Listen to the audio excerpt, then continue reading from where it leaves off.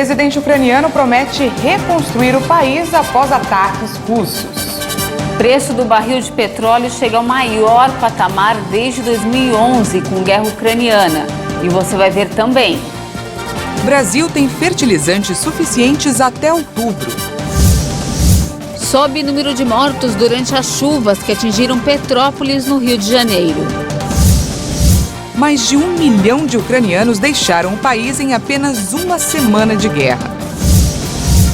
E ainda, redes sociais passaram a ser arma importante para a Ucrânia nesta guerra. Você confere a partir de agora no Jornal Toda Hora, segunda edição.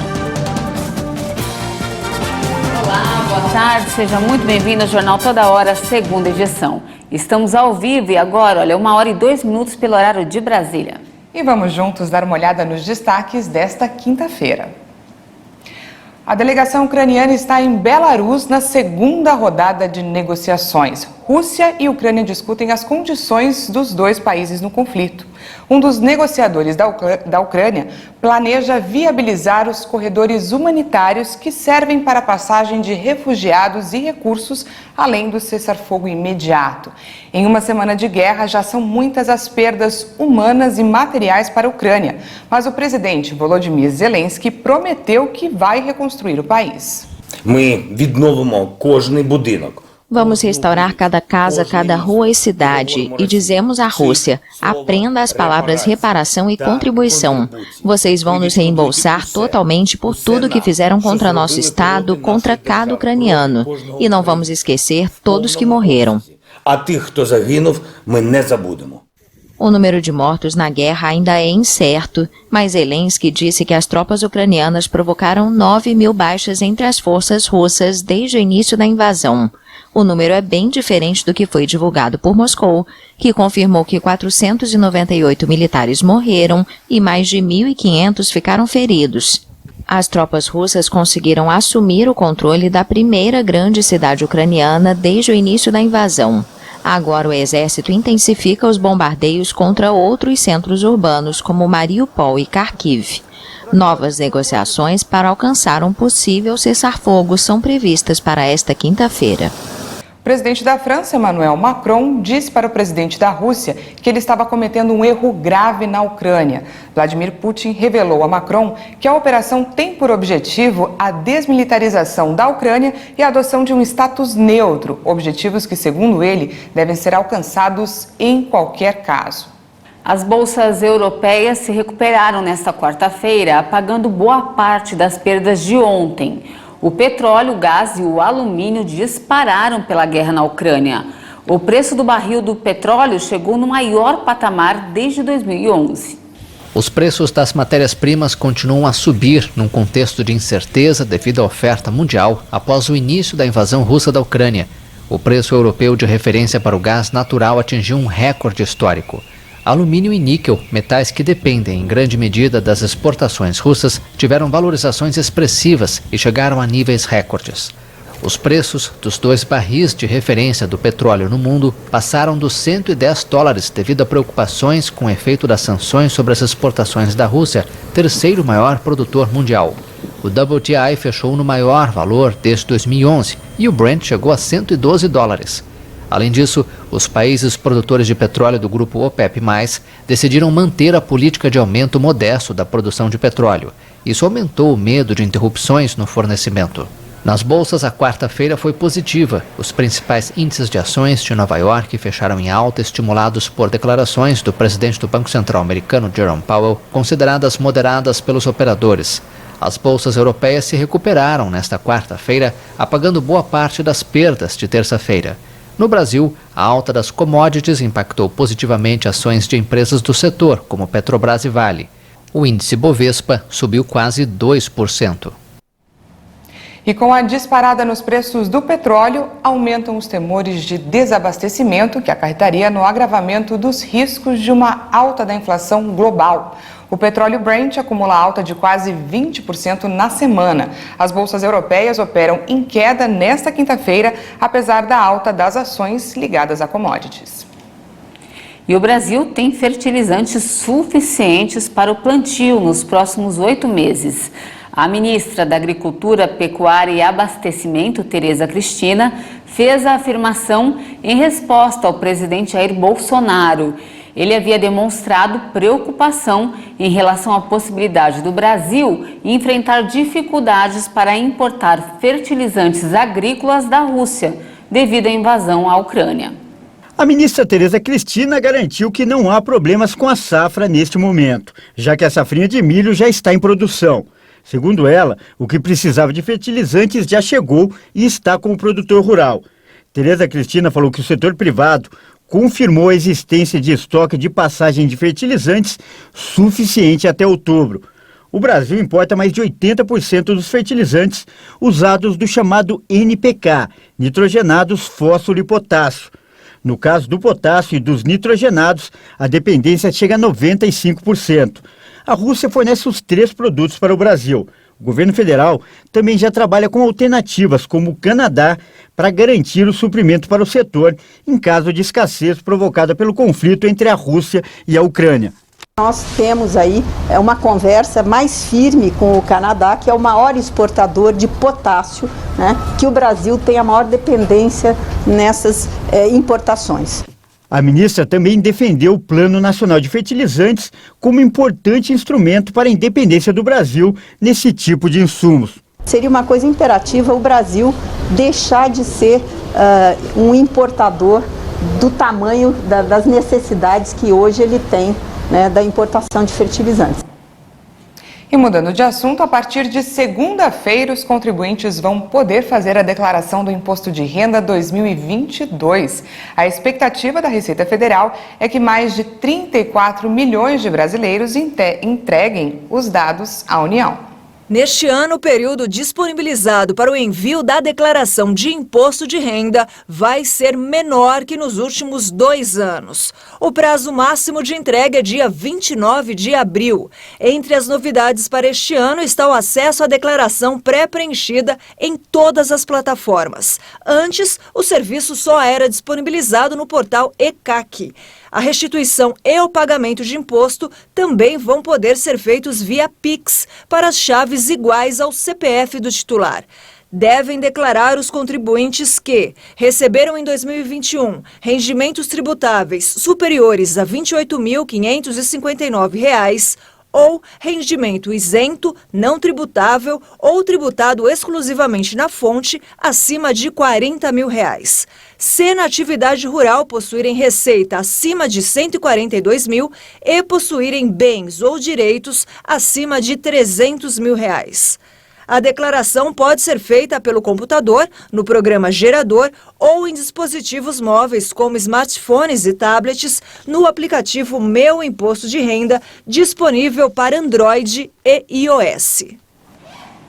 E olha só, subiu para 232 o número de pessoas mortas durante as chuvas que atingiram Petrópolis, na região serrana do Rio de Janeiro. Os bombeiros continuam as buscas por 5 desaparecidos. O comércio local tenta amenizar os prejuízos. O temporal que caiu sobre o município no último dia 15 provocou deslizamentos, destruiu bairros e matou famílias inteiras. Segundo a Defesa Civil, caíram sobre Petrópolis 259 milímetros de chuva, o maior volume já registrado na cidade em 90 anos. O Corpo de Bombeiros atua na Chácara Flora e no rio Quitandinha para localizar os desaparecidos.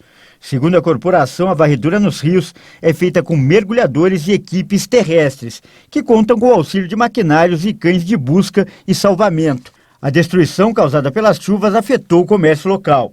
De acordo com uma pesquisa feita pelo Instituto FEComércio de Pesquisas e Análises, as chuvas na cidade causaram prejuízo de mais de 78 milhões de reais ao comércio.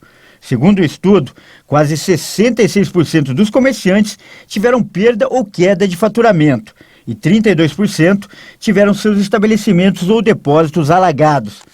O levantamento ouviu 245 comerciantes entre os dias 16 e 17 de fevereiro.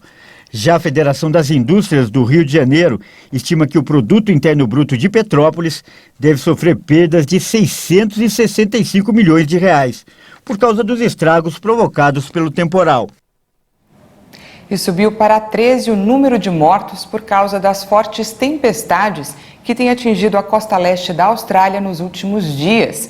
Os temporais deixaram ainda dezenas de feridos e desabrigados. Além da destruição provocada pela força da água, que deixou centenas de casas completamente submersas, os serviços de emergência do país anunciaram cerca de 30 ordens de evacuação emergencial. Essas pessoas estão em áreas com riscos para temporais severos. Hoje foram emitidos alertas de tempestades em um trecho de 400 quilômetros da costa do país. Ele inclui áreas do subúrbio de Sydney, que é a maior cidade da Austrália e onde vivem mais de 5 milhões de pessoas. E veja a seguir, mais de 1 milhão de ucranianos deixaram o país em apenas uma semana de guerra. E ainda, redes sociais passaram a ser uma arma importante para a Ucrânia. Em instantes. Até já!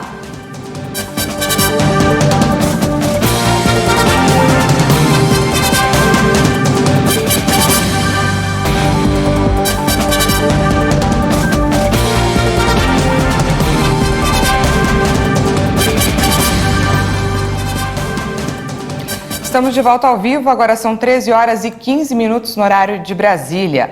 As mortes de idosos por Covid aumentaram na segunda quinzena de fevereiro.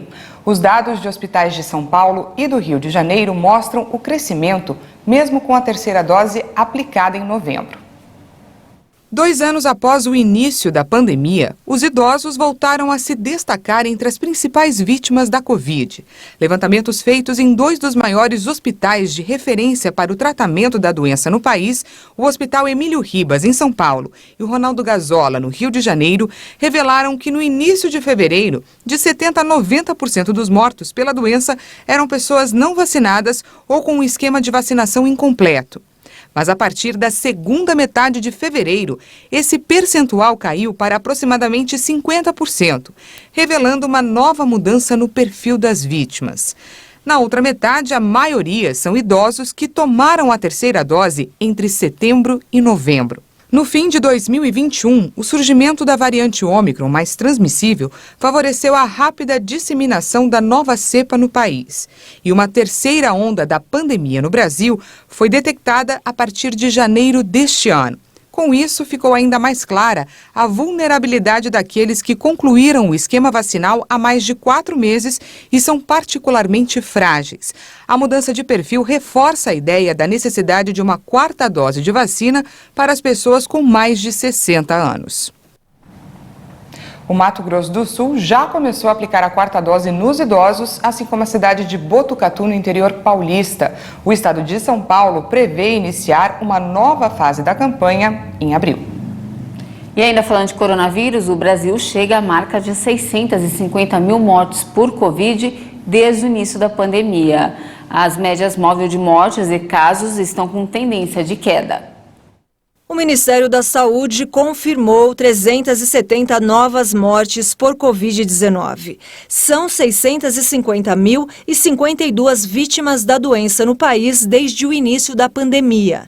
Também foram registrados 30.995 novos casos de Covid no mesmo período. Ao todo, já são 28.842.000 diagnósticos confirmados. O número de casos foi o mais baixo desde o dia 4 de janeiro, quando o Ministério confirmou 18.759 casos. A média móvel de mortes chega a 512 vítimas diárias. O indicador registra estabilidade, com redução de 37% em relação a 2 semanas atrás. A média móvel de casos apontou 51.039 registros por dia. A partir de 22 de fevereiro, a média passou a ficar menor do que 100 mil.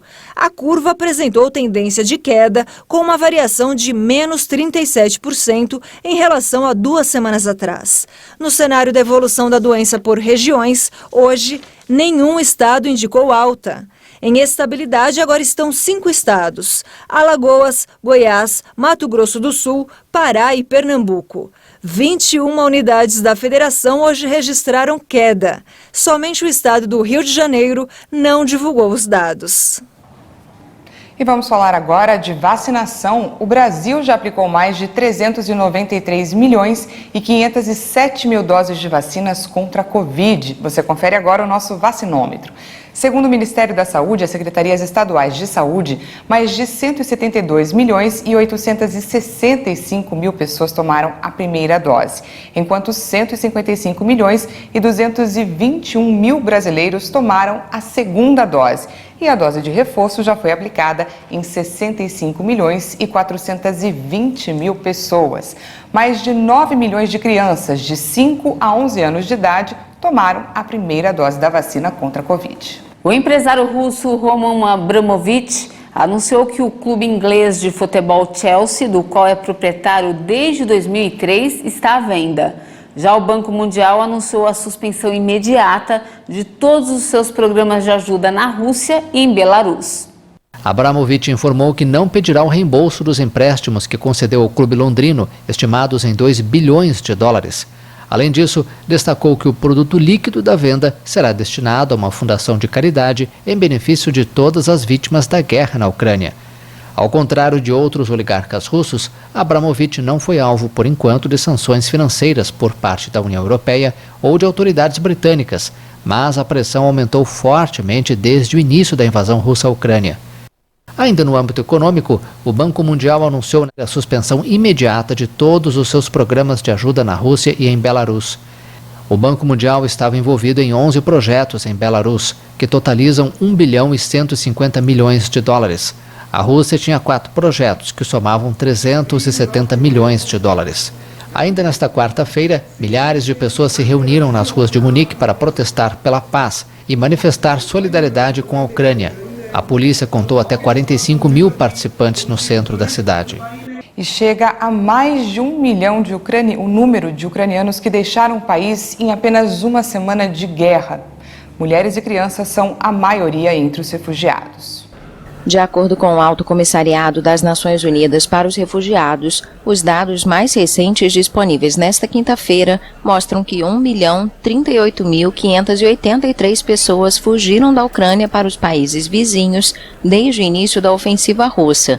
O alto comissário do Acnur, Filippo Grandi, pediu no Twitter que as armas sejam abaixadas para que a assistência humanitária possa chegar e salvar vidas dos que ainda permaneceram no país. Estes números incluem o território controlado por Kiev, com mais de 37 milhões de habitantes, mas deixam de fora a península da Crimeia, anexada pela Rússia em 2014, e as 2 áreas nas mãos de separatistas pró-Moscou. A Polônia recebeu mais da metade do total de refugiados. Em seguida vem Hungria, Moldávia e Eslováquia. Segundo o Acnur, até mesmo a Rússia recebeu ucranianos, cerca de 47 mil, e 357 pessoas entraram em Belarus, país que apoia Vladimir Putin. A agência da ONU também informou que mais de 88 mil ucranianos se refugiaram em outros países europeus mais distantes. A maioria das pessoas que deixam o país são mulheres e crianças, já que os homens em idade de combate foram proibidos de sair da Ucrânia. E antes de encerrar, ainda falando sobre a guerra, as redes sociais passam a ser uma arma importante para a Ucrânia. A internet ocupa um dos lugares mais estratégicos de Volodymyr Zelensky para tentar segurar as tropas russas que marcham em solo ucraniano. Vamos conferir na reportagem.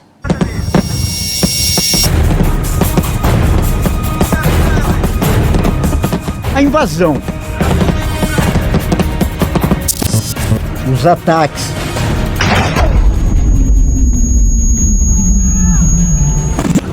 a destruição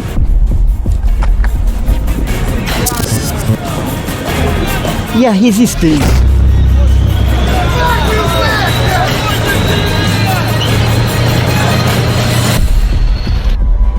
Todas essas imagens foram feitas com celulares por cidadãos ucranianos e rodaram o mundo. As redes sociais viraram um campo de batalha paralelo na guerra da Ucrânia. Nunca na história um conflito teve tanta influência da internet. Aquele terror da guerra, ele fica muito mais palpável, porque são pessoas jovens, pessoas idosas, pessoas com celular na mão, crianças, aquelas cenas das famílias fugindo e o pai voltando para dentro da Ucrânia e os filhos, né, a mulher com os filhos tentando fugir. Então, essa situação toda não aparecia com tanta clareza, por exemplo, nos conflitos dos anos 90 que foram televisionados. E no campo das redes sociais, os ucranianos têm levado vantagem sobre os russos, segundo a avaliação dos especialistas. As redes sociais não só equilibrar, como virar o jogo. Existe uma grande campanha em prol da Ucrânia, que acabou sendo agredida, né, por um ente, mas lembrando que a trincheira das redes sociais é muito diferente da trincheira da vida real. A começar pela atuação do presidente Volodymyr Zelensky, que desde o início do conflito tem se mostrado muito ativo nas mídias. O canal de comunicação preferido dele é o Twitter, onde tem quase 4 milhões de seguidores. Na rede social, o presidente fala sobre o conflito e ainda atua na diplomacia internacional. Mas o Zelensky, que tem uma origem nas artes, né? Ele é um produtor, ele é um ator, até então ele nunca tinha conseguido, digamos, aproveitar essa capacidade dele, né? E agora ele tem se mostrado um grande comunicador, mas não cínico. Ele tem se mostrado alguém que está conseguindo mostrar o lado irracional dessa guerra e o lado das perdas de vida, o lado da tragédia humana, né? E isso ele tem feito muito bem. Para a Ucrânia, as redes sociais se tornaram uma verdadeira arma de guerra, quase tão importante quanto os tanques, fuzis, aviões e também mísseis. A estratégia do governo tem sido usar a internet para compensar a inferioridade em relação ao exército inimigo. Uma das táticas é postar fotos, textos e vídeos que aumentem a motivação das tropas ucranianas. Gravações de ações bem-sucedidas do exército ucraniano são as mais comuns. Mas alguns atos de heroísmo são de cidadãos comuns, como esse homem, que encara soldados russos que invadiam o país. Nesse outro vídeo, alguns homens entram na frente de um tanque de guerra. A capacidade de sacrifício, a disposição em entregar a própria vida, fala mais alto, né? Nós vimos cenas de pessoas cercando os blindados, né? Tentando impedir. Isso tudo faz com que o moral das forças militares ucranianas e das milícias civis que defendem a Ucrânia cresça enormemente. E é difícil você vencer um grupo, por mais fraco que ele seja, se ele está coeso, se ele está unido. Essa imagem mostra como as campanhas nas redes sociais têm surtido efeito na vida real. Um grupo de ucranianos se une para impedir a passagem de um tanque de guerra por uma estrada. Eles estão determinados e o gigante blindado é obrigado a recuar e ir embora.